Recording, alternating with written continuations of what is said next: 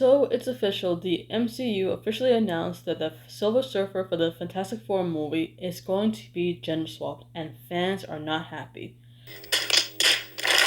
This is all planned out by no other than the CEO Bob Iger. Like, it's just sad seeing Marvel going downhill instead of focusing on the big agenda by creating better materials so us the fans can enjoy.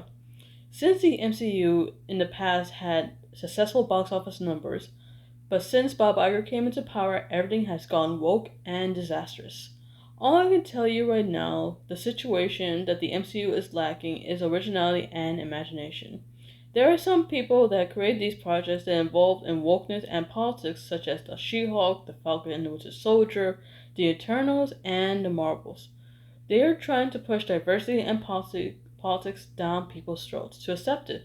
Don't get me wrong, you can have diversity in your films, but when you push the agenda too far by making characters say things they are not supposed to say, then fans will lose interest. Now, since the MCU decided to make female characters replace male characters, thinking that men dominate and have the power to be more noticeable, thinking that one gender supports that, that is a total lie. You have to understand there are a variety of fans who like both genders in the MCU, but with better storytelling, creativity, and mindset. For instance, the She-Hulk series on Disney Plus was not a great show, and me as a woman, I could not take the show seriously because it made me feel like the writers are stereotyping women, assuming they are dealing with these issues in real life. And if I want to be in the MCU world, I want to escape reality, not to be in it. Mostly because the creators of the show didn't know who She Hulk was. They just put all these assumptions and made her story that she is a feminist complaining about men catcalling her, narration after another, twerking with Megan Thee Stallion, and making the men of that show not existing. In other words, the MCU and Bob Iger need to get their act together and work together to make a good agenda by connecting with us the fans and hearing what us the fans have to say. I'm not saying don't put diversity or female leads in your movies. What I'm saying is create a story that people can enjoy. If you continue to have poor box office numbers, especially if you're the director who did the Marvels, who accuse fans and YouTubers calling them racist and toxic, then you have a problem and you can't take criticism seriously. The only thing is said is when you try to replace or gender swap main characters that are meant for men, and you want to put in a female lead to bring fame and spotlight to her, and it shines away from other characters.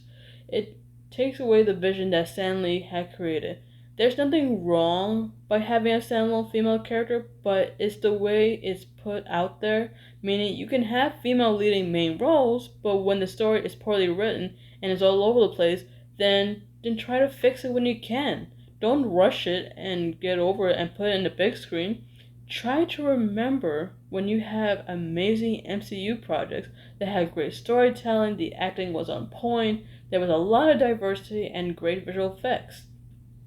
Meaning, we already have situations like Sony trying to make Madam Web with all the main characters that are female, and then you decide to have a male character as a villain. It made no sense because when I saw the trailer that came out, it made me think that they really hate men and they had no connection with the Marvel universe whatsoever, and they didn't even bother having a post credit. So what is the main point of this movie, right?